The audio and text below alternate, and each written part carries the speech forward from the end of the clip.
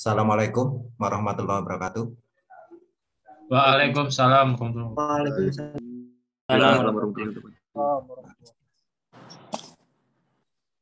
warahmatullahi wabarakatuh. Assalamualaikum warahmatullahi wabarakatuh. Waalaikumsalam warahmatullahi wabarakatuh.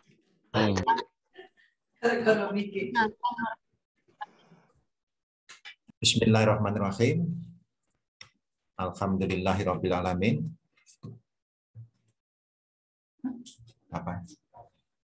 Kita lanjutkan kuliah kita.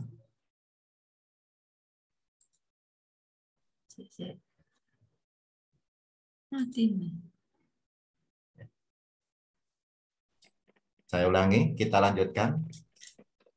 Kuliah kita merupakan pertemuan yang kedua dari semester ini untuk mata kuliah drainase perkotaan. Kelas apa ini? Kelas C dan kelas F. D. Kelas apa ini? Halo? D, Pak. Sama F, Pak. F, Pak. Kelas D dan kelas F ya? Ya, Pak. Oke. Baiklah, kita langsung saja pada beberapa hal yang harus kita persiapkan apabila kita ingin merencanakan satu sistem dari drainase ya. Kemarin sudah saya jelaskan tentang drainase itu apa gitu ya. Drainase itu adalah satu proses ya untuk membuang kelebihan air yang bersifat mengganggu pada satu areal atau satu lokasi ya. Kemarin drainase. Kalau itu drainase perkotaan atau drainase pemukiman, maka kita akan menyiapkan satu infrastruktur yang berupa sistem jaringan pembuangan atau sistem jaringan drainase yang berfungsi untuk membuang dari sumber air ya, sumber air yang dirasa akan mengganggu pada areal pemukiman tersebut ya. Kalau itu di lahan ya, atau di pertanian ya ada drainase pertanian atau ada drainase lahan. Kalau itu di areal misalnya bandara, lapangan terbang ya harus kita rencanakan satu sistem drainase di bandara. Ada standarnya tersendiri yang tentunya lebih spesifik dan lebih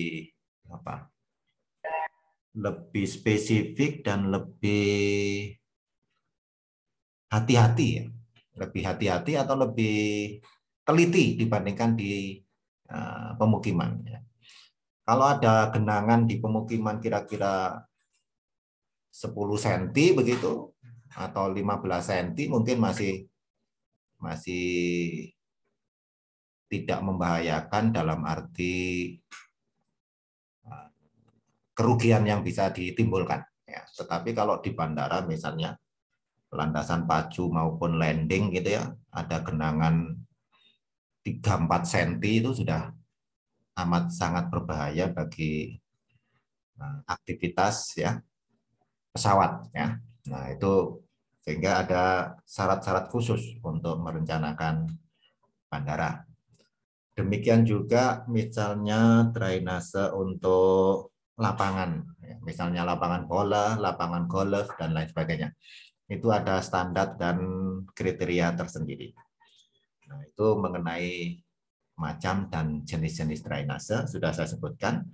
Bahkan kemarin saya sudah jelaskan tentang apabila kita ingin merencanakan satu sistem jaringan drainase, ya, kira-kira langkah-langkah apa saja yang perlu kita persiapkan mulai dari awal sampai akhir. Ya.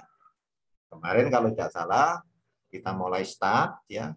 Start yang pertama adalah mengumpulkan data-data dasar ya. Mengumpulkan data-data dasar ya pada bagian survei, investigasi untuk kepentingan desain gitu ya. Kemarin kalau nggak salah ada data apa saja kemarin? Halo? Hidrologi. Data hidrologi. Oke, ada data hidrologi ya. Lalu ada data apa? Data topografi. Topografi, oke, peta ya. Lalu ada data apa lagi?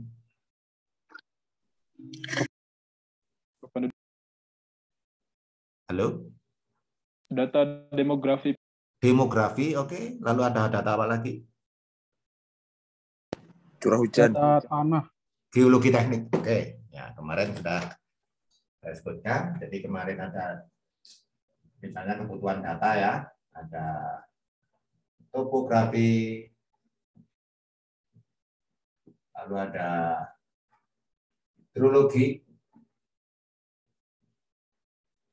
lalu di sini ada geoteknik misalnya, lalu ada demografi. Ya, topografi itu kaitannya dengan peta ya. Peta untuk tentunya kondisi daerah kajian ya. Kondisi daerah kajian itu ya bisa apa? Pemukimannya, perkotaannya ya. Lalu batas-batas arealnya ya. Peta ini ya, peta ini nanti digunakan untuk membuat skema jaringan drainase ya. Ini untuk membuat skema sistem jaringan drainase. Nah, ini fungsinya.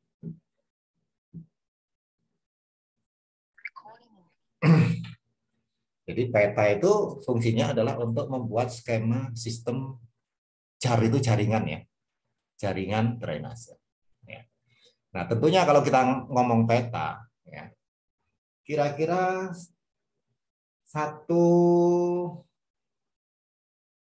sampai 1.500 lah. Karena di sini skalanya bisa 1:1.000 sampai 1:5. Jadi kalau untuk yang detail bisa lebih besar lagi.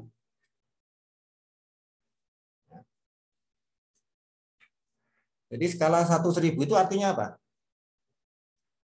1 cm di kertas sama dengan 1.000 cm. 1.000 cm itu berapa? 10 meter, Pak. 10 meter. Oke. 10 meter. Jadi 1 cm di kertas mewakili 10 meter. Nah, itu skala yang sudah cukup agak detail ya. Lalu 1.500 berarti 1 cm sama dengan 50 meter. Nah, itu untuk detail skalanya bisa lebih besar. Anda bisa menggunakan 1.500 mungkin ya. 1.500 dan lain sebagainya. Itu untuk supaya pekerjaan kita lebih teliti. Ya. Jadi yang pertama peta di sini atau topografi adalah skema sistem jaringan drainase. Ya. Karena di sini ada topografi, topos itu tinggi rendah, topos itu lapangan ya. Topos itu lapangan, grafos itu gambar. Jadi topografi itu adalah merupakan gambaran lapangan. Berarti merupakan kondisi daerah kajian yang menggambarkan ya dari situasi ya pemetaan di lokasi pekerjaan. Sehingga Anda harus ada elevasinya ya, mana elevasi tinggi, mana elevasi rendah, mana merupakan batas-batas punggung, mana merupakan batas-batas lembah, bahkan mana merupakan cekungan-cekungan yang secara alamiah akan menampung air ya secara alamiah, secara hidrologis akan menampung air ya yang berasal dari curah hujan ya atau menampung air buangan akhir ya yang kita kumpulkan dalam satu saluran ya, di mana saluran itu bisa jadi merupakan kumpulan air akibat curah hujan dan kumpulan air akibat pemakaian domestik ya. Karena di sini pemukiman atau perkotaan ya. Pemakaian domestik ya berarti bisa jadi rumah tangga, bisa jadi perkantoran, bisa jadi sekolahan, bisa jadi rumah susun, bisa jadi hotel, bisa jadi rumah sakit, pasar, dan lain sebagainya. Itu termasuk kategori domestik. Sehingga dikatakan nanti kalau itu drainase perkotaan merupakan kombinasi daripada unit-unit pemakaian air yang digunakan oleh kependudukan atau demografi di perkotaan tersebut. Nah, itu tentang peta ya. Jadi peta yang Anda harus ingat adalah cari skalanya kira-kira 1.000 ya dan sampai 1.500 ya. Nanti peta ini kita gunakan untuk membuat skema jaringan drainase. Ya tentunya demografi yang diakomodasi yang mana? Ya otomatis kalau di situ ada topografi itu tempatnya, demografi itu kependudukannya. Ya, mana yang merupakan daerah padat, mana yang merupakan daerah agak longgar. Ya, sehingga di sini topografi dan demografi itu merupakan distribusi kependudukan. Ya, di dalam topografi itu juga ada unsur land use nanti. Land use. Apa land use? Land use itu apa?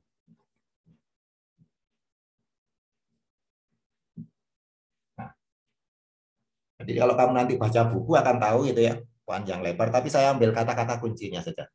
Land use itu artinya tata guna lahan. Tata guna lahan. Ya. Jadi kalau Anda punya areal misalnya, ini batas-batas arealnya. Ini ada sungai besar misalnya. Ya, terus ternyata di sini juga ada ini daerah paling tinggi di sini. Ya, sehingga sungainya mungkin arah boleh. Nah, ini batas-batasnya. Kebetulan ini batasnya. Ya. Sehingga Anda mengambil idealnya tengah begini lah. Nah, boleh Anda membuat begini, boleh Anda membuat begini, boleh Anda membuat begini, nah, boleh Anda membuat begini, boleh langsung begini, boleh. Ini artinya apa? Ya, berarti titik-titik itu merupakan artinya apa? Kalau itu peta, skema, Anda lihat. Titik-titik itu merupakan boundary condition. Apa ini? Apa boundary condition? Boundary condition. Ya. Jadi dia merupakan kondisi batas. Kondisi batas dari apa? Ada apa? Kondisi batas dari batas area satu zone skema sistem drainase. Jadi kalau batas ini saya potong, Anda lihat, batas ini saya potong. Apakah saya potong di sini? Anda lihat, saya potong AA. Apakah saya potong di sini? Juga saya potong BB misalnya. Apakah saya potong di sini? Saya potong CC. Ngerti maksud saya potong? Ngerti ya? Halo? Iya, Pak. Oke. Kalau saya potong itu berarti pada bagian titik ini. Ini merupakan bagian punggung. Bagian titik ini merupakan bagian punggung. Punggung itu artinya apa? Punggung itu artinya kalau di dalam hidrologi seperti ini. elevasi paling Tinggi. tinggi. Tinggi, Ya, Pak. merupakan ya batas elevasi paling tinggi antara sektor kiri dan sektor kanan. Sehingga kalau curah hujan itu jatuh di sini, maka dia akan mengalir ke sini. Sementara kalau hujan itu jatuh di sini, maka dia akan mengalir ke sini. Artinya apa? Ini merupakan batas wilayah daripada hidrologis, zona hidrologi. Jadi kalau hujan jatuh di sini, masuk ke sana. Tapi kalau hujan jatuh di sini, dia masuk ke sini. Nggak akan masuk ke daerah ini. Jelas ya? Halo? Jelas, Pak. Oke. Ya, Pak. Kalau C ini saya potong misalnya. C ini saya potong. Maka dia juga akan seperti ini. Nah, kalau hujan itu jatuh di sini, maka dia akan mengalir ke sini. Masuk ke dalam zona drainase saya. Tapi kalau dia jatuh di sini, dia tidak akan terakomodasi ke sana. Dia justru mengalir ke sini. Jadi dia merupakan batas daerah drainase ini.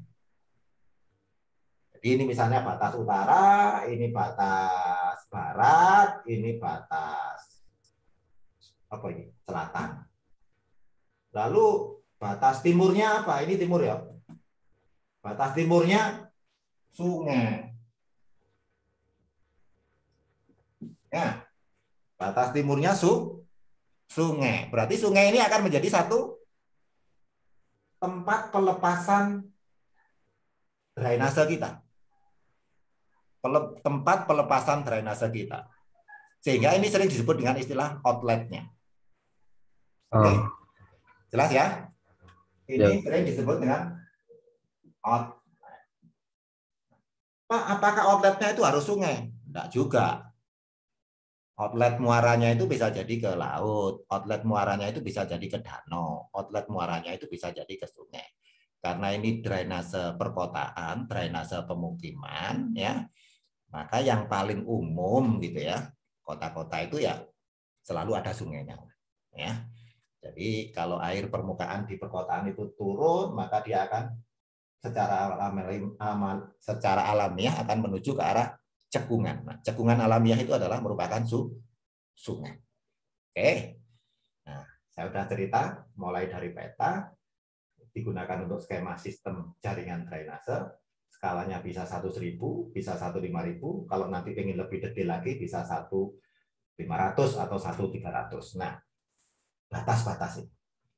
Nah, sehingga kalau kami nanti survei untuk mengambil satu skripsi tentang studi, evaluasi, dan perencanaan, ya, perencanaan sistem jaringan drainase pada satu lokasi tertentu, gitu ya. Malang ini ternyata juga sering banjir sesaat ya. Kemarin daerah Belimbing, daerah Lejen Sutoyo dan sebagainya masih juga banjir, berarti masih perlu dievaluasi tentang skema jaringannya dan perangkat-perangkat yang ada di dalam skema jaringan tersebut. Apakah itu salurannya, apakah itu outletnya, apakah itu inletnya, apakah itu macam-macam. Oke. Lalu yang saya gambar ini adalah misalnya bentuk yang ada di dalamnya. Bentuk yang ada di dalamnya kira-kira ini tipe apa ya ini?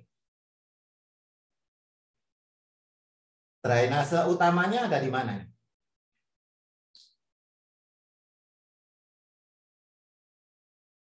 Apakah drainase utamanya ini, misalnya AB ini drainase utama?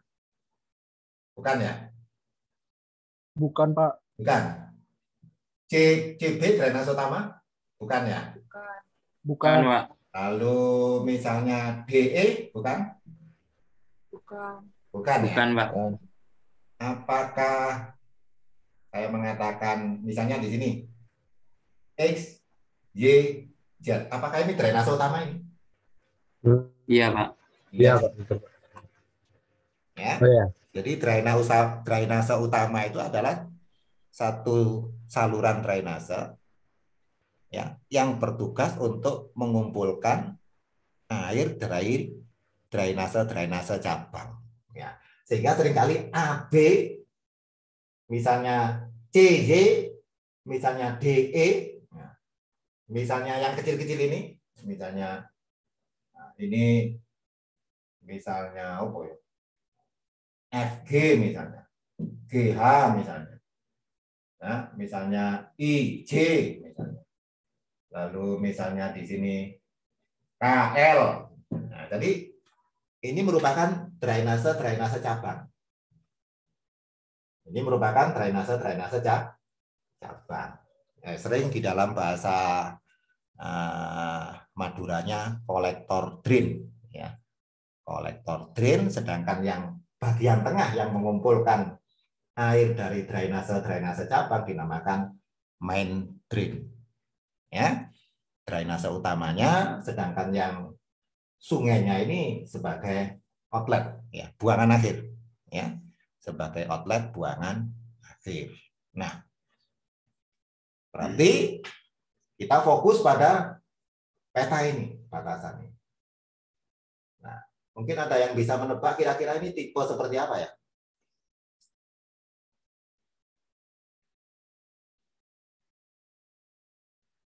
Kalau di buku itu tipe-tipe jaringan drainase.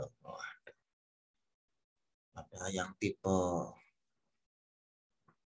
tidak beraturan. Ini tipe apa ini? Kalau saya bilang gini, ini tipe apa? Paling gampang ini.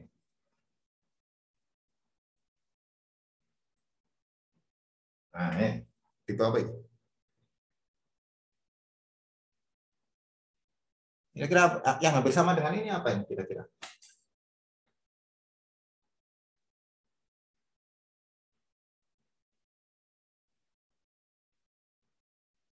Halo?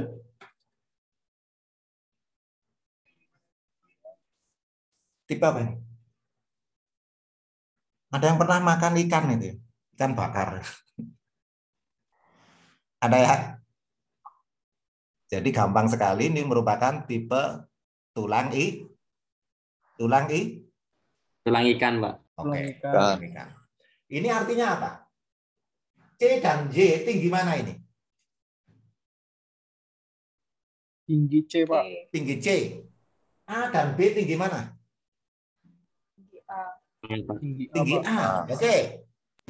A dan B tinggi A.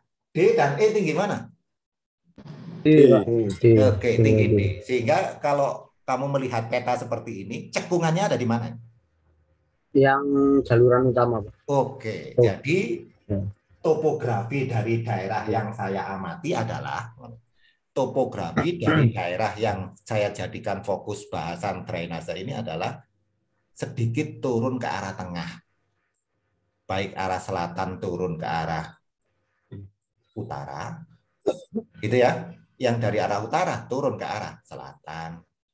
Sedangkan yang dari barat miring ke arah timur. Ngerti ya? Nah, jadi peta topografi di sini digunakan untuk membaca kemiringan medan. Itu kata kuncinya. Wes, kamu ingat-ingat. Ya, Anda nggak saya suruh baca berlembar-lembar, tapi Anda harus ingat betul kata kuncinya. Anda perlu peta. Peta digunakan untuk membuat skema sistem jaringan drainase. Skalanya kalau bisa 1.1000, kalau bisa 1.5000 juga nggak apa-apa. Lebih detail lagi 1.500 lebih baik. Yang digunakan untuk membuat skema sistem jaringan drainase. Di dalam skema tersebut, ya, biasanya letak saluran drainase itu bisa di sepanjang jalan, ya, baik itu arah kiri, baik itu arah kanan, ya, baik satu arah maupun dua arah. Kalau dua arah itu artinya apa? Berarti di sebelah kiri dan kanan jalan ada saluran, benar? Benar? Iya, Pak. Oke. Benar, Pak. Kalau satu arah bisa jadi jalan itu hanya mempunyai satu kemiringan, sehingga kalau hujan itu datang di areal tersebut, ya, kelebihan airnya dilokalisir di satu sistem saliran. Jadi kalau begini, kalau Anda lewat veteran. Anda lewat veteran. Tengah-tengahnya kan itu ada pembatas jalan, benar ya? Iya benar Pak. Oke. Benar Pak. Kalau tengah-tengahnya ada pembatas jalan, berarti yang ada salurannya di tengah ada nggak itu? Yang dekat dengan pembatas itu? Nggak ada, ya. Berarti karena itu 2 jalur gitu ya, selalu salurannya hanya satu sisi, ya. Satu sisi yang berada di pinggir, ya. Satu sisi yang ada di pinggir. Itu pun agak jauh, ya. Ada pembatas berem dan ada pembatas trotoar. Ya, sehingga bagaimana Anda membuat skematik layoutnya itu harus disesuaikan dengan kondisi daerah Asia. Oke, jadi kondisinya seperti itu. Nah, dengan gambaran seperti ini, setelah dibuat skemanya, misalnya ini skemanya, ya, misalnya ini skemanya, oh ini memang jalannya, ya jalannya miring, Mbak, ya nggak mesti simetris. Berarti ini areal A1 misalnya. Nah, berarti ini juga areal. Supaya anu tak bedakan, yang satu hitam, yang satu ini areal, ya areal.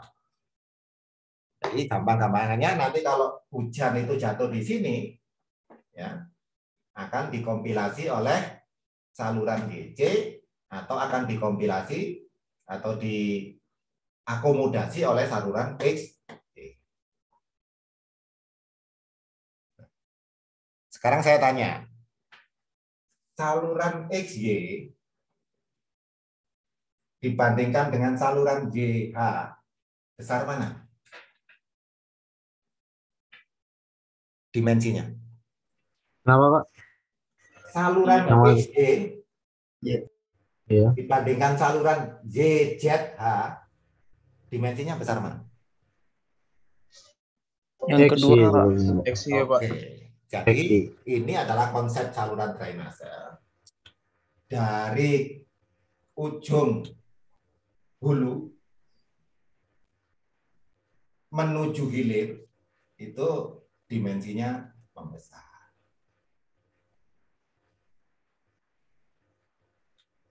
Nah, jadi dari hulu menuju hilir. Ini pokoknya diingat-ingat ini.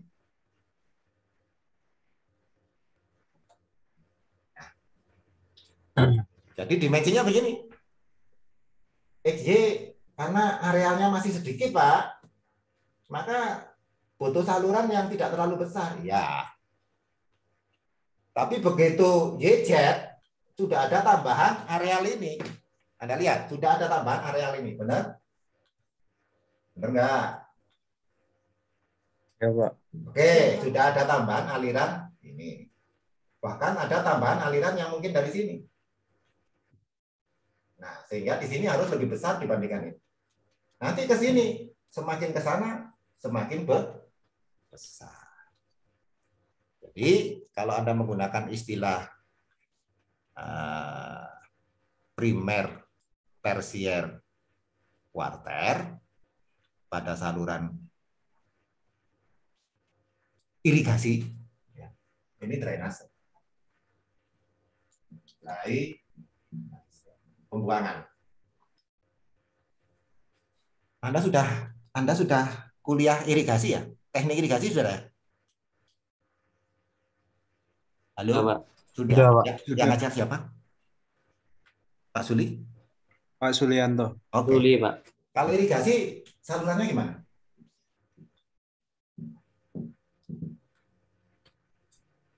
Kalau irigasi salurannya gimana? Primer sama sekunder besar mana? Besar primer. Besar Primer. primer. Besar primer ya. Iya. Lalu sekunder sama tersier besar mana? Sekunder. Sekunder, Pak. Besar sekunder. Jadi sekunder lebih besar dibandingkan tersier. Tersier dibandingkan kuarter besar mana? Tersier. Besar tersier. Sehingga irigasi konsepnya begini dong.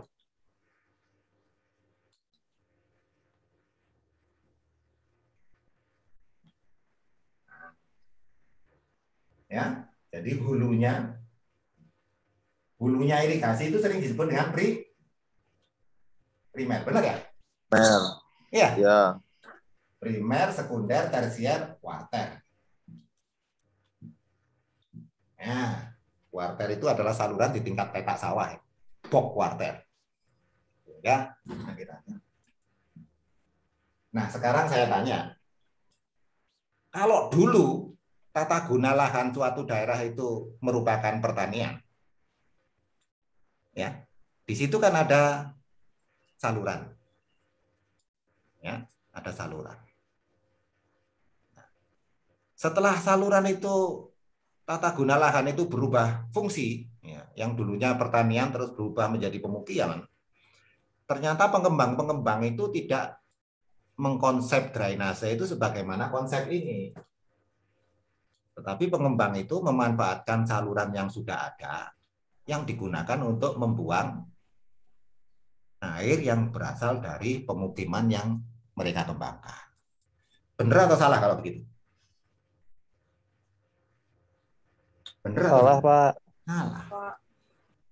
Nah, itu yang banyak terjadi di Malang. Ya. Jadi daerah Saksopun, daerah Permata Jingga, daerah Soekarno-Hatta, daerah Erwin itu Mutiara Jingga dan seterusnya. Itu kan dulu pertanian. Dulu sawah-sawah semua gitu ya. Daerah UB dan segala macam itu sawah. Ya. Yang namanya sawah ya berarti ada saluran primernya, ada saluran sekundernya, ada saluran tersiernya, ada saluran kuarternya. Nah, karena mereka menganggap itu sudah ada saluran dan itu saluran yang terdekat dengan daerah pengembangan mereka, maka mereka menganggap itu merupakan areal buangan yang ideal bagi pemukiman yang dia kembangkan. Nah, itulah yang harusnya itu drainase makin ke hilir makin besar, ya ternyata sekarang ini makin ke hilir makin kecil. Kalau makin ke hilir makin kecil, padahal debitnya bertambah besar, kira-kira muat nggak badan saluran itu menerima debit air? Tidak, Pak. Enggak. Ya, jadi itulah yang mungkin menjadi salah satu sebab ya kenapa banyak terjadi genangan, dalam arti air itu akan mengalir tetap, tetapi butuh waktu. Nah, kalau dia butuh waktu ya terjadi bottleneck. Bottleneck itu apa ya? Bottleneck itu mulutnya botol itu makin ke ujung makin kecil atau makin besar? Makin kecil. Makin kecil. Nah, sementara airnya banyak, keluarnya mengecil sehingga harus tertahan. Nah, kalau dia tertahan ya badan air akan tidak mampu menampung jumlah air, maka terjadilah luberan atau banjir gitu ya, gampang-gampangannya terjadi banjir. Jadi kadang-kadang kan kalau ujian itu saya sering geli sendiri gitu ya. Apa yang dimaksud dengan banjir gitu? Pertanyaannya kan ya sederhana saja. Jadi kalau kita bermain logika adalah banjir itu adalah apabila badan air tidak mampu menampung jumlah air. Itu namanya banjir. Artinya meluber gitu ya. Penampang salurannya tidak mampu menampung jumlah volume atau debit alirannya. Itu sehingga meluap. Nah, kalau meluap ya berarti banjir. Oke, kembali ke sini. Ya. Oke.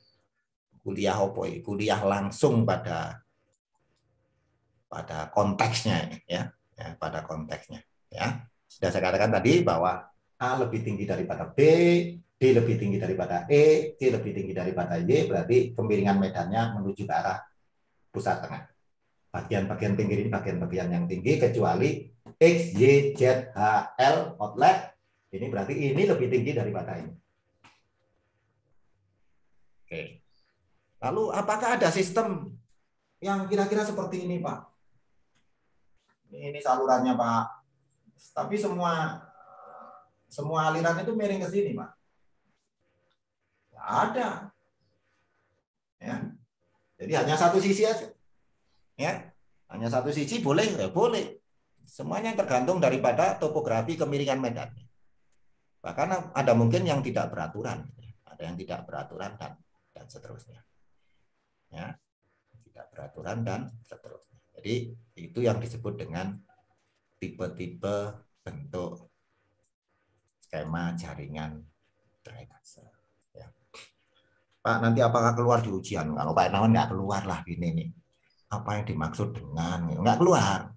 Sebutkan macam-macam bentuk jaringan drainase, nggak keluar. Enggak. Ya, kalau saya itu kamu seperti insinyur yang langsung dibuka petanya, lalu Anda diminta untuk mendesain atau merencanakan satu sistem ya jaringan drainase. Ada pertanyaan sampai sini? Halo? Belum, Pak. Oke, ya. Sudah jelas berarti ya? Ya walaupun sedikit-sedikit ya. Nah, tapi kata kunci itu yang harus kamu pegang ya. Terus kamu membuat konsep sendiri misalnya, tulisan sendiri misalnya, catatan sendiri, terserah kamu loh ya. Ya. Pokoknya saya berikan kata kuncinya, nanti kamu rangkum sendiri, kamu tulis dengan bahasamu sendiri, yang pada intinya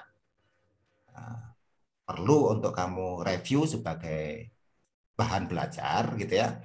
Sehingga nanti kalau menemukan problem yang sebenarnya Anda sudah berdasarkan catatan-catatan itu Anda bisa bergerak atau berjalan. Oke. Jadi demikian, kita masih ngomong tentang peta, di mana peta itu merupakan satu bagian yang terpenting untuk membuat skema sistem jaringan drainase. Tadi saya mengatakan tentang land use. Land use itu apa? Pengguna lahan. Tata guna lahan. Oke. Sekarang saya tanya, kalau hujan itu jatuh di jalan, dibandingkan dengan hujan itu jatuh di taman, atau hujan itu jatuh di ladang, kira-kira air yang melimpah di permukaan tanahnya itu banyak mana? Di jalan. Banyak di jalan. Di jalan. Banyak di jalan. Kalau hujan itu jatuh di lapangan tenis. Kalau hujan itu jatuh di lapangan basket. Karena ada lapisan perkerasannya toh. Ya. Nah, dibandingkan hujan itu jatuh di lapangan bola. Kira-kira limpasan permukaannya banyak mana? Lapangan tenis. Banyak lapangan. Tenis, Mas. Apa sebabnya? Nggak nyerap. Nggak ada Tidak drainase. ada penyerapan air. Kalau Anda belajar hidrologi, kalau ini permukaan, maka ini curah hujan datang. Rain. Oke. Maka pertanyaan kita hanya satu di sini. Ini kedap air atau lolos air? Apa gunanya land use tadi? Saya land use mengatakan tata guna lahan. Kalau kedap air, berarti apa?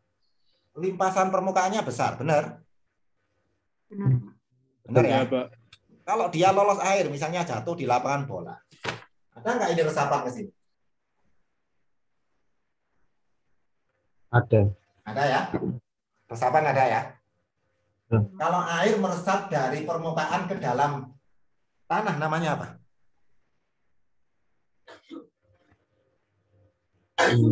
Halo? Halo? Resapan apa gimana?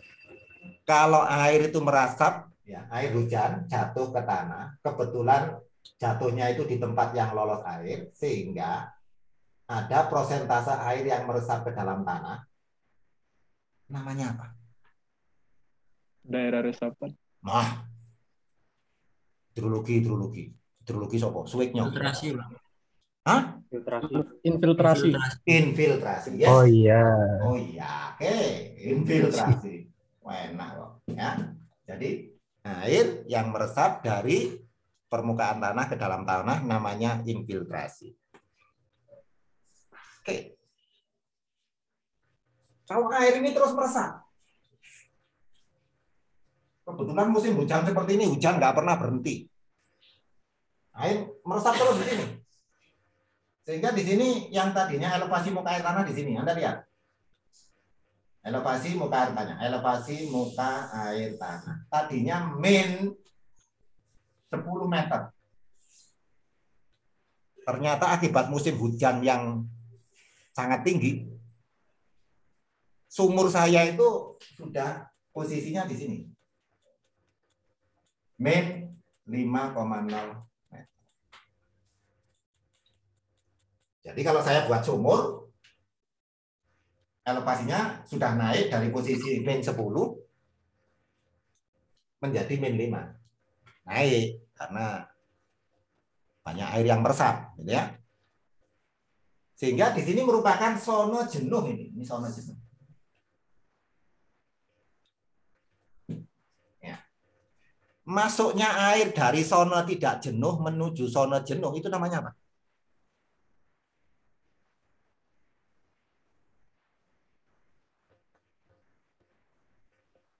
Kalau ada infiltrasi, lalu ada apa? Satunya Perkolasi, lagi. Pak. Perkolasi.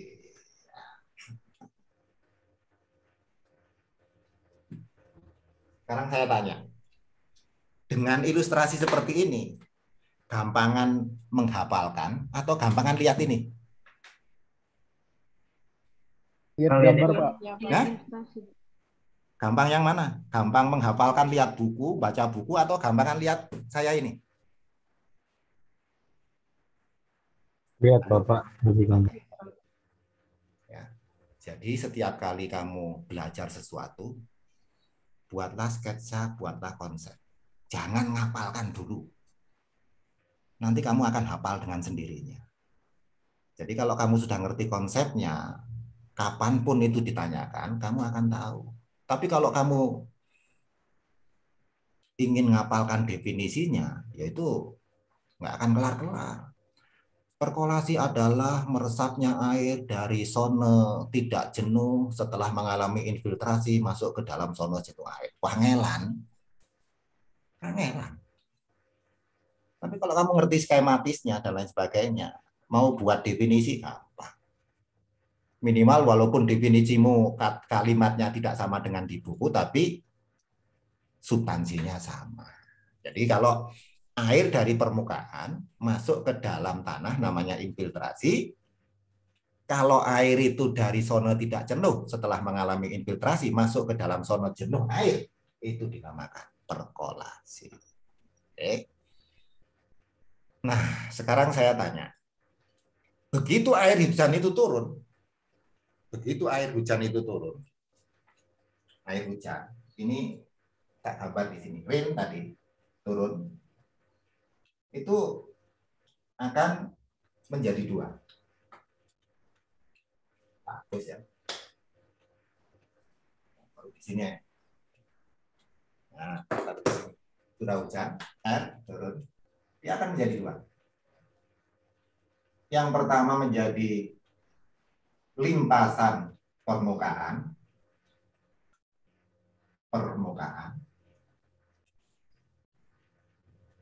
Yang kedua menjadi apa? Infiltrasi. Infiltrasi dan perkolasi. Benar ya? Nah, jadi ini. Limpasan permukaan ini sering disebut apa? Hidrologi apa hidrologi? Bapak Ashar apa Bapak Suwiknya apa Bapak Suryanto? Halo? Limpasan permukaan itu biasanya apa namanya? Erosi. Limpasan permukaan itu namanya direct runoff. Ya. Atau surface runoff. Nah, kalau ini hanya ditambahi S yang ini. Ini yang namanya subsurface runoff. Ya, ini namanya subsurface runoff. Dan ini sebenarnya kan merupakan bagian dari apa? Daur Hidrologi. daur hidrologi ya. Daur hidrologi kan mesti wis sapa ae sing ngajar mesti gambarin ini. Mesti gambarin. Wah, wah, wah. Mana ya? Wah. Ini gambarin ini. Nah, ya toh? Hujan turun, ya toh? Ini ocean laut menguap gitu ya. Evapotranspirasi lalu menjadi awan, kondensasi, terus jadi hujan. Hujan turun menjadi limpasan permukaan, ini perkolasi dan infiltrasi menjadi aliran masuk ke sini menjadi base flow. Ini akan terus ya. Jadi basicnya adalah daur hidrologi. Nah, jadi di sini adalah limpasan permukaan. Nah, tadi saya sudah memancing kepada saudara dan Anda sudah bisa menjawab dengan benar. Kalau air itu jatuh di atas lapangan tenis dibandingkan air jatuh di lapangan bola, maka limpasan permukaannya banyak yang di lapangan tenis. Benar? Oke. Kalau begitu dalam satu pemukiman, di dalam satu perkotaan, di dalam salah satu tata ruang wilayah, idealnya seperti apa? Semuanya kedap air, semuanya lolos air, atau sebagian kedap air, sebagian lolos air?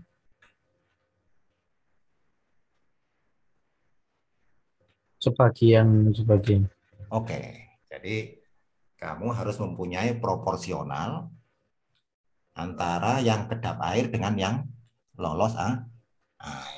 Artinya apa? Kalau kamu nanti jadi pengembang, ya, membangun perumahan, yo jangan mikir unit rumah tok sing banyak, gitu ya.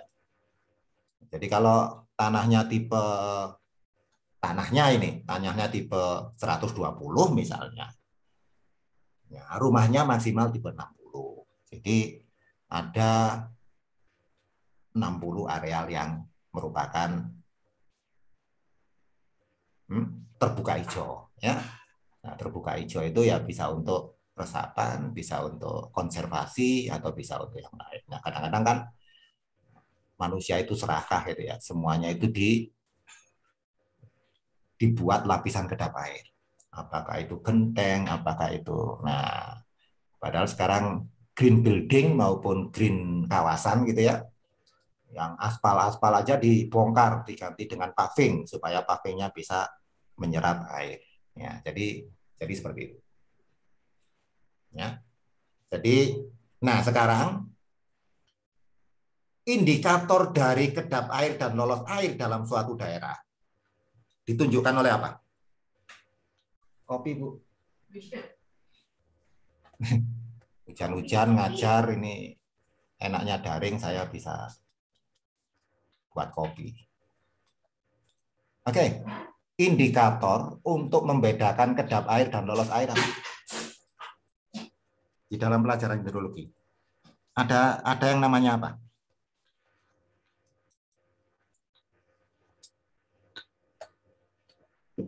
Halo?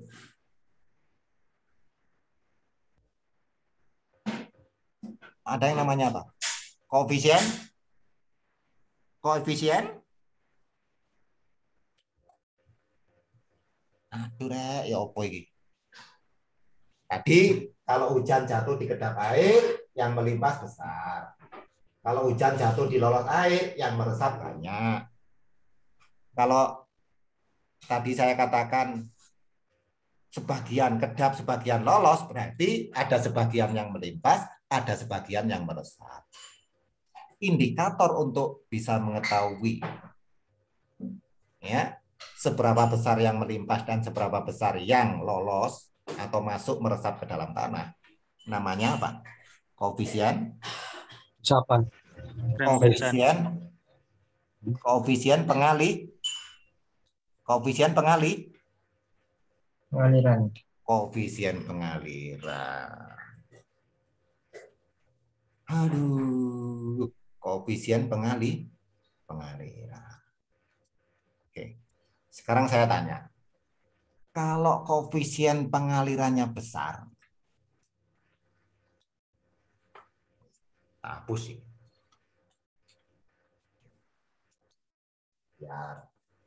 Biar padang. Hapus.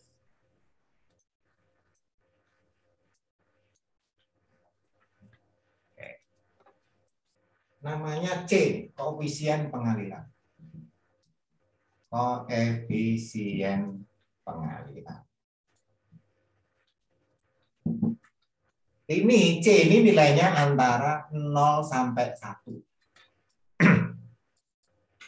Ya. Jadi kalau dia besar mendekati 1, kalau dia kecil mendekati 0. Sekarang saya tanya, kalau koefisien pengalirannya besar, itu artinya banyak zona kedap atau banyak zona lolos air?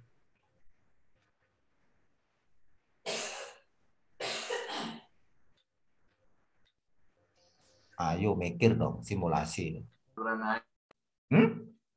Air, Pak. Kalau koefisien pengalirannya besar, itu banyak yang limpasan permukaan atau banyak yang meresap ke dalam tanah? Yang meresap. Meresap. Banyak yang meresap. Banyak yang meresap. Koefisien.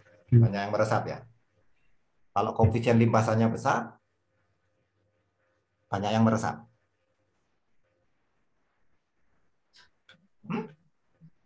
Sedikit, Banyak Pak. yang kedap, Pak. Banyak. Banyak yang kedap ya.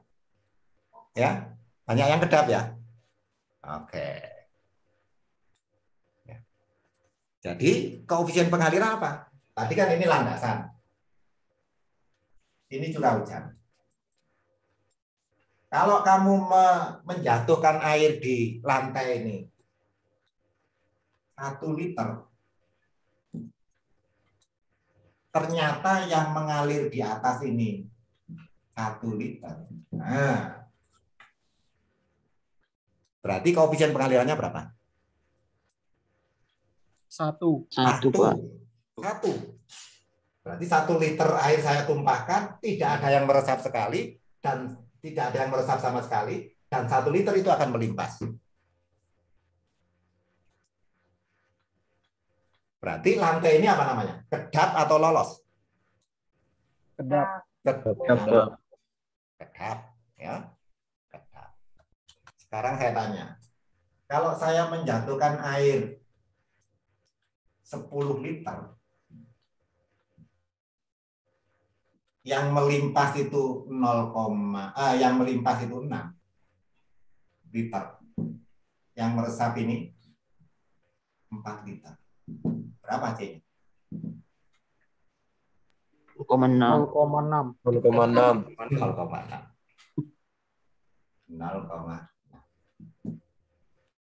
Oke. Nah, sekarang saya tanya, apa itu C? Dari segi kuantitatif.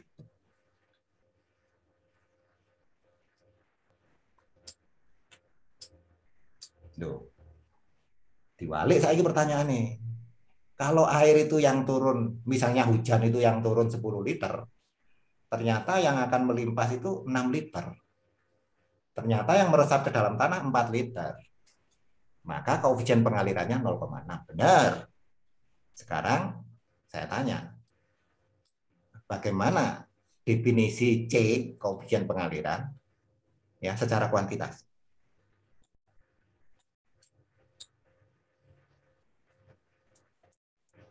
Rasio itu apa? Rasio itu apa? Perbandingan. Oke, rasio perbandingan antara Aliran yang mengalir dengan air yang jatuh. Nah, wis iso nggak definisi, enak ya. Ya. Ngerti ya? Ngerti ya?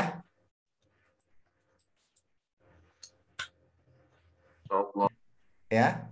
Tadi siapa yang jawab tadi? Saya, Pak. Siapa namanya?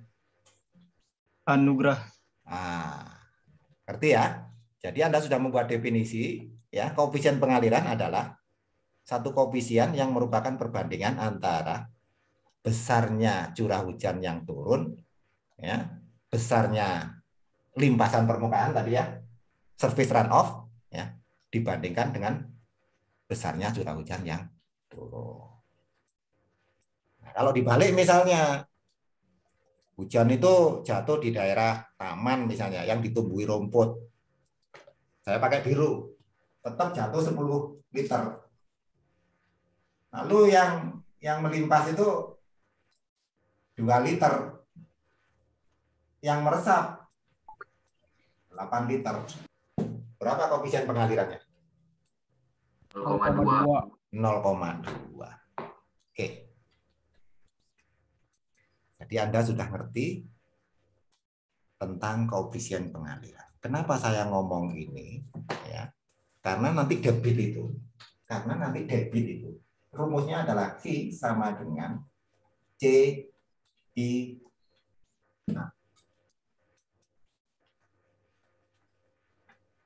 C itu koefisien pengaliran, I itu intensitas hujan, A itu luas areal di mana curah hujan itu jatuh.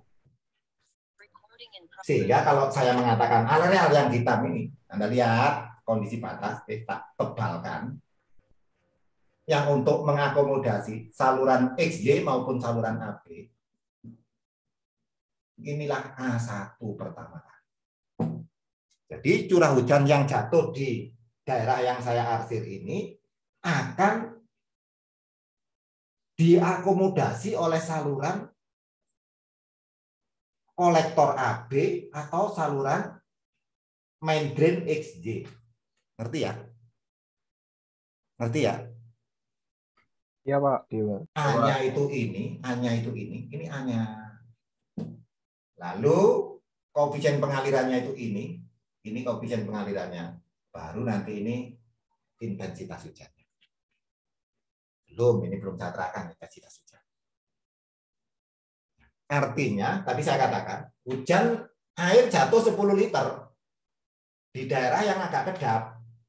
Sehingga yang 6 liter ini melimpas menjadi aliran permukaan, sementara yang 4 liter ini meresap. Maka kalau dia melimpas, kan harus kita tampung. Dan fasilitas penampungnya itulah yang disebut dengan saluran. Apakah itu saluran tertutup, apakah itu saluran terbuka. Jadi kalau dia mengalir di sini, mengalir, nanti di ujung sini kita tempatkan saluran. Jelas. Jatuh ke sini. Nah.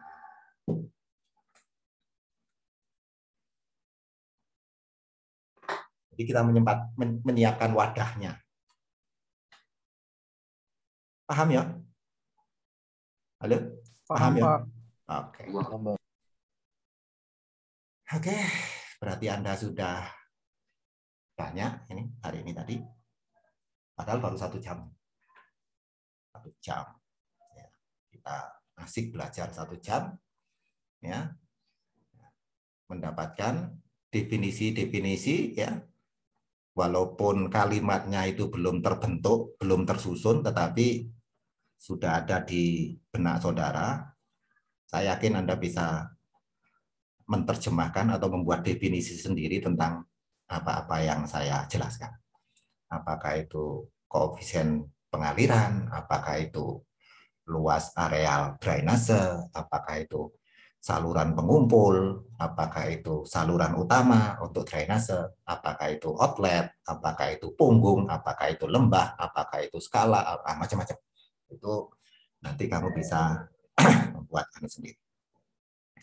Makanya ya, jadi kalau kita areal itu sudah terlalu padat gitu ya, demografinya sudah sangat padat ya, lalu daerah-daerah resapan itu banyak yang tertutup oleh lapisan kedap air, maka sering terjadi masalah-masalah genangan. Sehingga sekarang ini harus diusahakan ya, kalau kita membangun sesuatu itu berwawasan lingkungan ya, berwawasan lingkungan, gunakan material-material yang ramah lingkungan, lalu mengatur tata ruang ya. Jadi ada RT RW, ya, rencana tata ruang wilayah, ya, lalu ada RT RK, rencana tata ruang kota. Wah, wilayah itu ya bisa lebih besar, ya, bisa wilayah Jawa Timur, bisa wilayah Jawa Tengah, itu wilayah, ya. Kalau kota ya bisa Malang gitu ya. Yang lebih sempit lagi ya mungkin bisa kecamatan. Yang lebih sempit lagi bisa kelurahan dan seterusnya. Sehingga orang tidak hanya berlomba-lomba membangun infrastruktur yang kedap air tanpa memperhatikan tata ruang, ya. Jadi ada unsur kelegaan, ada unsur keleluasaan yang sebanding atau yang proporsional gitu ya. Jadi seperti rumah saya ini di daerah Terusan Ambarawa atau Sumbersari ini tidak proporsional. Gangnya sempit-sempit gitu ya. Semua orang pada berlomba-lomba bangun kamar atau rumah untuk kos-kosan.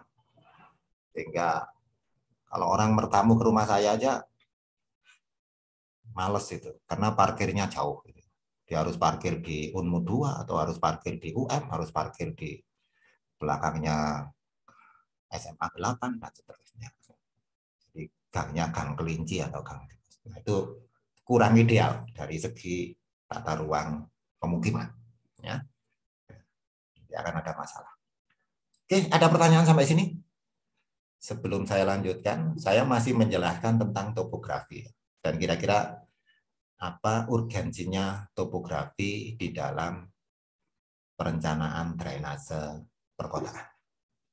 Sebentar lagi saya masuk hidrologi, walaupun tadi hidrologi sudah sedikit saya singgung, ya, hidrologi sudah sedikit banyak sudah saya singgung. Ada pertanyaan sampai sini? Silakan. Saya tak minum kopi.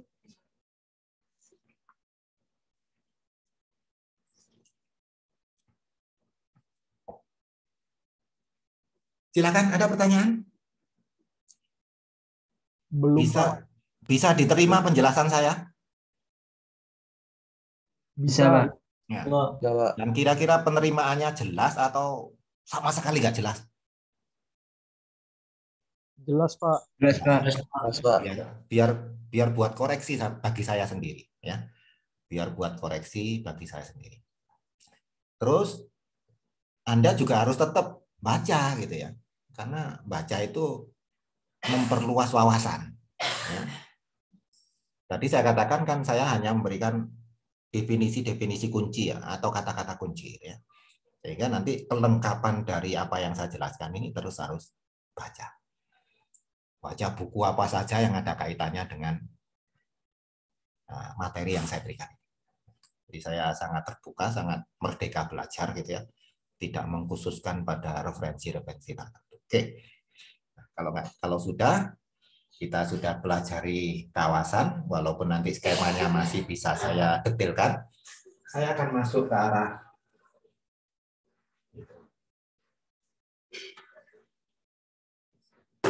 hidrologi.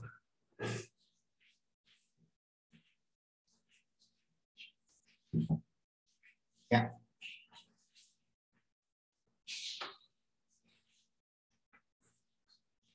Nah,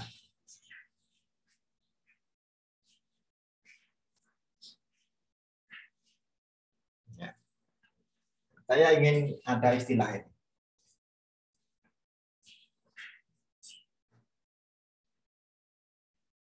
Gas. Lalu ada daerah tangkapan air. Lalu ada istilah catchment area, itu tulisannya apa?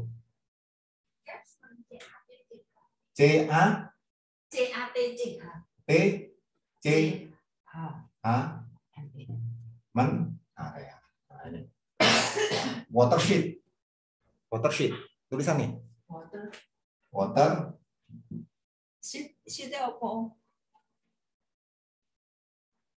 Apa sih? Kawasan air. SHEET ya. Nah, SHEE. Nah, di saya ini agak lucu. Saya dengar istilah-istilah seperti ini. Tapi bahasa Inggris saya juga agak lemah. Tapi memang harus, kalau baca buku itu saya sering ingin menerjemahkan tentang apa bedanya DAS, daerah tangkapan air, catchment area, dan watershed. Ya, jadi walaupun istri saya sarjana bahasa Inggris, anak saya sarjana bahasa Inggris, tapi saya kurang mahir. Karena ya itu tadi, kalau ada masalah langsung saya punya kamus yang hidup gitu. Punya kamus yang hidup yang bisa langsung saya tanyakan. Oke. Jadi di dalam hidrologi ada istilah DAS. DAS itu apa? Daerah aliran sungai. Daerah aliran Sungai. Sehingga seringkali DAS itu dikaitkan dengan bendung, dikaitkan dengan bendungan, dikaitkan dengan irigasi, dikaitkan dengan begitu. Ya. Padahal topik kita tadi adalah drainase perkotaan atau drainase pemukiman. Sehingga DAS ini kalau kita kaitkan dengan drainase, ya, maka sedikit terlalu luas, gitu ya, terlalu luas. Ya. Bisa jadi DAS itu nanti hanya untuk sungainya, ya, yang kita jadikan sebagai outlet, ya, sebagai outlet untuk pembuangan air, ya, pembuangan akhir air yang berasal dari skema jaringan drainase. Tapi kalau untuk flood forecasting itu kalau digunakan untuk pengendalian banjir, ya, kalau digunakan untuk pengendalian banjir, kita harus bermain dengan DAS. Sehingga kalau kita ngomong DAS Bengawan Solo, gitu ya, DAS Bengawan Solo itu kan hulunya itu ada di Jawa Tengah, gitu ya. Hilirnya itu ada di Jawa Timur, gitu ya. Jadi bisa jadi mulai dari Wonogiri, Jogja, gitu ya, menuju ke Solo, menuju ke Klaten, menuju ke Sragen, menuju ke mungkin Ngawi, ke Madiun, Bojonegoro, lalu Babat, Gresik, Lamongan, Surabaya. Ya, Gresik, ya. Gresik kalau nggak salah ya. Itu Bengawan Solo. Hulunya ada di Jawa Tengah, hilirnya ada di Jawa Timur. Ya. Sehingga nanti penanganan terhadap luapan air dari daerah aliran sungai atau DAS Bengawan Solo itu menjadi satu kesatuan daerah aliran sungai. Ya, tidak ada batas administratif, ya. Tidak ada batas administratif antara Jawa Tengah dengan Jawa Timur yang ada batas hidrologis. Batas hidrologis itu batas di mana satu kawasan daerah aliran sungai mencakup beberapa provinsi. Ya. Sehingga satu sungai itu akan menggunakan konsep one river, one plan, one management. Satu sungai, satu perencanaan, dan satu pengelolaan. Ini masih mending hanya satu negara. Satu negara tapi beda provinsi, gitu ya. Provinsi Jawa Tengah dan Jawa Timur. Kalau itu sungai Sungai Nil misalnya. Sungai Nil itu lewat beberapa negara. Ya. Atau itu Sungai Gangga misalnya. Ya. Sungai Gangga itu bisa melalui Nepal, Tibet, lalu masuk ke India, India nanti turun ke arah Bangladesh, ya, dan seterusnya. Jadi bisa lintas negara. Ya, jadi sungai itu bisa lintas negara. Ya, walaupun lintas negara, maka koordinasi untuk mengelola sungai itu harus menggunakan satu konsep itu. Ya, untuk kemanusiaan dan kesejahteraan, ya. Jadi satu river, one plan, one management. Nah, itu di pelajaran PSDA, ya, pengembangan sumber daya air, itu akan dibahas dengan panjang lebar. Kalau saya sudah kangen juga ngajar PSDA, itu lama nggak ngajar. Terlalu asik dengan pondasi dan seterusnya. Jadi airnya agak lupa. Nah, daerah tangkapan air ya sama. Ya, daerah tangkapan air, bahwa di daerah itu merupakan kondisi batas tadi yang saya tulis dengan boundary condition. Nah, jadi daerah tangkapan air yang secara hidrologis menjadi satu kesatuan skematis. Itu namanya daerah tangkapan air. Jadi kalau hujannya itu ada di daerah Bogor, hujannya itu ada di daerah Puncak, maka perencanaan dan pengelolaannya juga harus sampai Jakarta. Sehingga orang sering mengatakan hujannya di Bogor, banjirnya di Jakarta. Atau ya, pemanfaatan air di daerah Jawa Tengah, tapi banjirnya kena Jawa Timur, Bengawan Solo itu. Jadi Bengawan Solo itu banjirnya kena Jawa Timur, tapi pemanfaatan airnya mungkin untuk irigasi, untuk pembangkit listrik tenaga air, dan lain sebagainya, yang memanfaatkan orang Jawa Tengah. Atau pembuangan limbah misalnya. Apalagi di Jawa Tengah itu banyak industri batik misalnya. Dan batik itu kan pencemarannya tinggi karena banyak menggunakan pewarna dan menggunakan tinta, gitu ya. Nah, menjadi pencemaran air di Bengawan Solo yang dibuang ke sana. Maka yang memanfaatkan orang Jawa Tengah, yang kena imbasnya orang Jawa Timur. Jadi yang memanfaatkan orang Bogor, yang kena imbasnya Jakarta. Jadi one river, one plan, one management itu harus menjadi satu kesatuan. Jadi menjadi satu kesatuan daerah tangkapan air, kalau itu luas. Ya. Kalau untuk drainase pemukiman, Pak, misalnya saya mengambil skripsi tentang studi perencanaan drainase pada perumahan Sawo Jajar 2 Malang. Bolehkah, Mbak? Boleh. Ya, cuman saya kan kuantitas objeknya itu juga saya sesuaikan.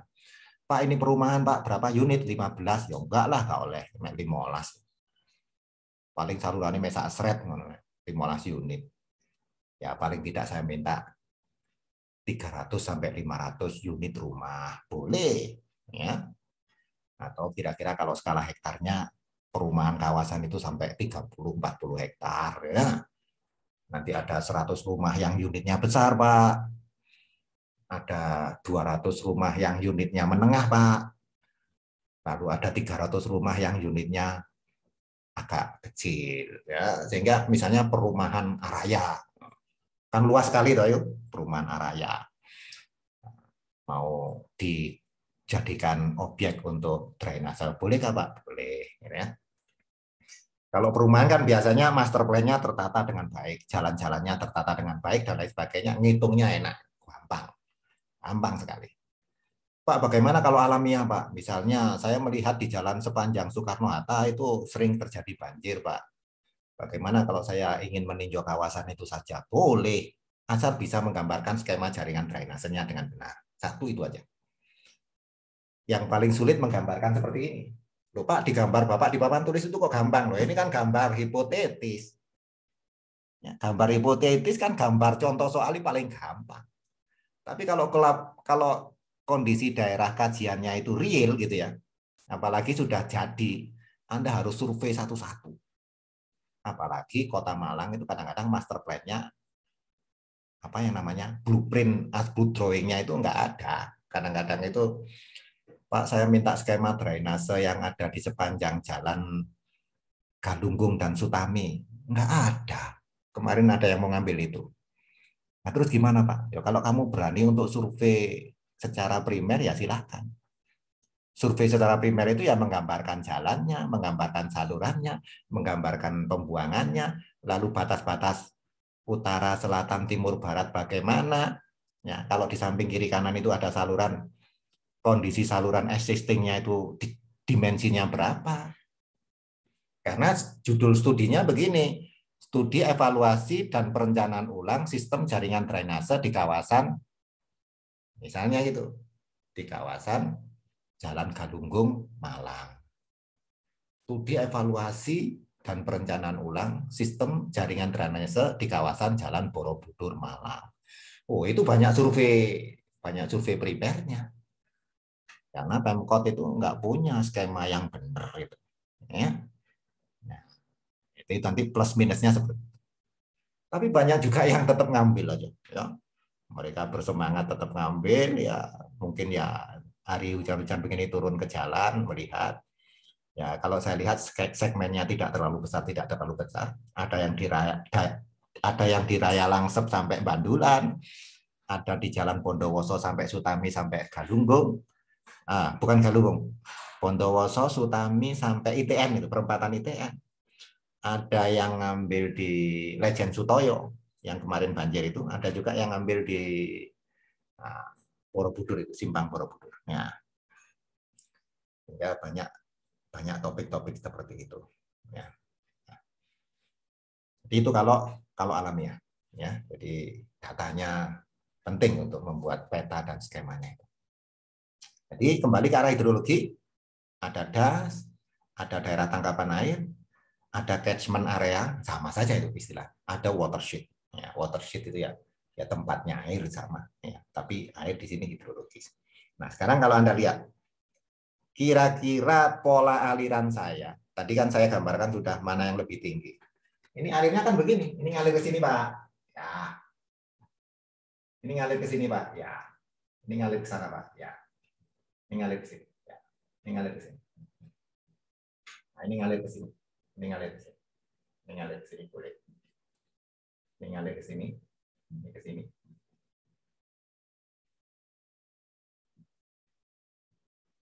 Nah,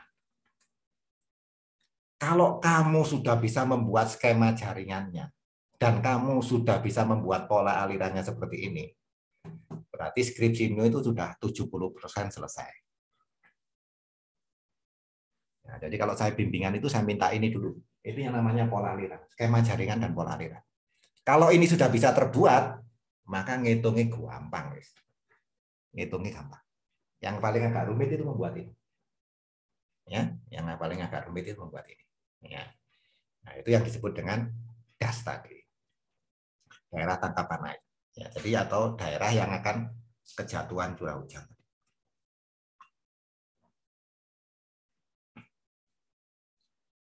Nah, data hidrologi yang terpenting itu apa kalau untuk drainase perkotaan? Tadi kan sudah das, toh. Apalagi? Data hidrologi yang terpenting. Loh. Curah hujan, Pak. Oke, jelas toh curah hujan, rainfall, ya. R atau rainfall. Untuk mengetahui besarnya hujan, untuk mengetahui tinggi rendahnya hujan, dilihat di mana?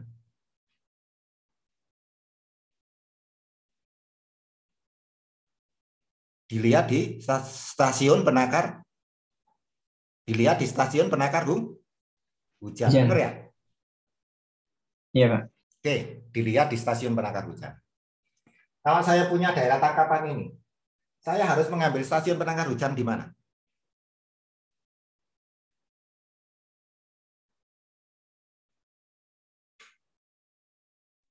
Halo?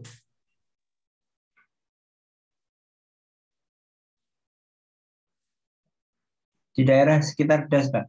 Di daerah ini, kalau ada yang di dalam das, bolehkah diambil?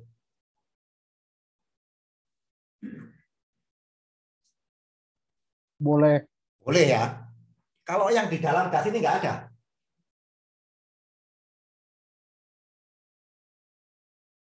Kalau di dalam das nggak ada.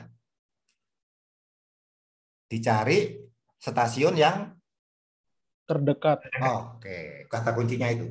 Kalau di dalam daerah catchment area ini nggak ada, carilah data hujan pada stasiun terdekat. Data hujan itu data yang telah terjadi dan telah merupakan catatan. Itu berarti data prediksi atau data historis? Historis. Data historis. Kalau data historis itu hanya butuh kira-kira 1 kali, 1 minggu, 1 bulan, 1 tahun, atau berpuluh-puluh tahun. Berpuluh-puluh tahun, Pak. Oke. Berarti rainfall dari STA berupa data series historis. Nah, di dalam hidrologi minimal berapa tahun?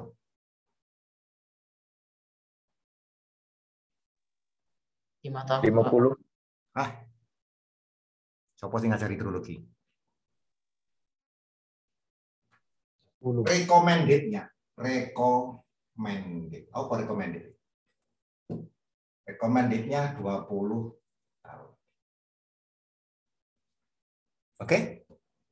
Rekomendasinya 20 tahun. Tapi kalau itu terlalu panjang misalnya, apakah saya punya 10 tahun boleh, Pak?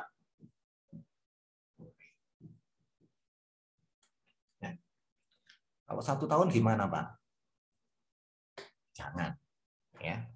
Karena infrastruktur itu biasanya punya usia guna. Jadi infrastruktur itu akan ditinjau kembali paling tidak 5 tahun, ya, 5 tahun, 10 tahun. Ya.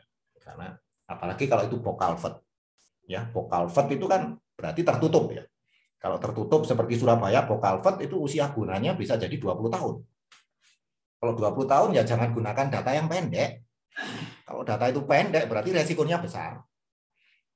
Kalau menggunakan data itu 20 tahun, ya misalnya, ya itu sudah representatif dengan usia guna dari infrastruktur bangunan yang kira-kira 10 sampai 20 tahun. Jadi saya bangun saluran sekarang dengan box culvert digunakan untuk operasional dari jaringan drainase yang kira-kira 20 tahun lagi baru akan saya lakukan evaluasi ulang. Namanya begitu.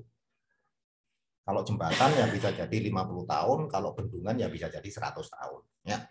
Kalau bendungan bisa jadi 100 tahun. Itu bahasa-bahasa hidrologi untuk statistiknya. Oke, jadi dari satu stasiun penangkap. Kalau di dalam hidrologi kan ada istilah ini, point rainfall. Ada istilah regional rainfall. Ada istilah design rainfall. Kamu ngerti istilah-istilah ini?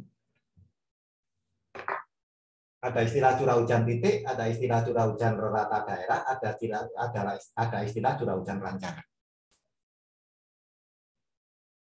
Benar ya? Halo? Yang ngajar hidrologi siapa?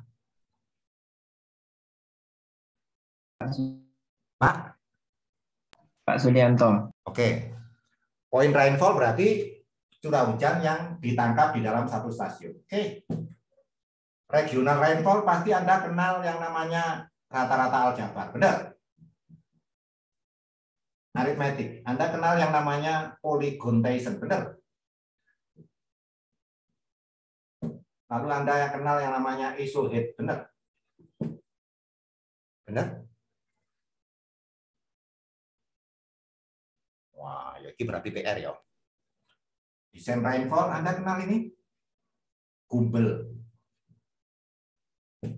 Anda kenal log person tipe telur ya. Anda kenal namanya log normal. Nah, kenal ya? Ya, aku dibaca dulu. Loh, kemarin kan baru ngambil tugas bangunan air toh? Halo? Iya, Pak. Oke, semester 5 bangunan air. Ya. Bangunan air pada bagian awal ada yang namanya analisa hidrologi untuk menentukan debit banjir rencana. Benar? Debit banjir rencananya ada, kalau nggak log person ya gumbel. Gitu ya. Hanya saja itu dikatakan debit banjir rencana. Ini dikatakan desain rainfall. Ini namanya curah hujan rancangan. Metode statistiknya yang digunakan bisa Gumbel, bisa log person. Jadi Gumbel, log person, log nomor itu merupakan metode statistik yang bisa digunakan untuk menghitung curah hujan rancangan maupun digunakan untuk menghitung debit banjir rancangan.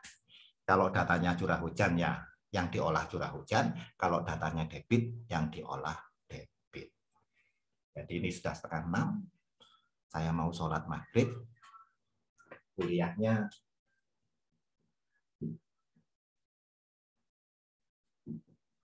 bersambung ya, kuliahnya bersambung. Presensinya silakan absen di info KHS. Di LMS nanti sebentar lagi akan buka, Ibu. Ibu buka, Bu ya? Nah, sebentar lagi kru saya atau istri saya akan membuka presensi itu. Partisipannya berapa ini? Bu, ini Bu partisipannya. 94, Pak. Hah? Kak Metui? 94. Oke, 94 ya. Oke, 95 ya. Terima kasih Anda. Terima kasih Anda telah ikut kuliah sore hari ini ya. Nah, ini sudah 5:30, 1,5 jam ya. Mudah-mudahan bermanfaat. Ya, jangan lupa Anda presensi di info KHS. Ini ada rekamannya nggak?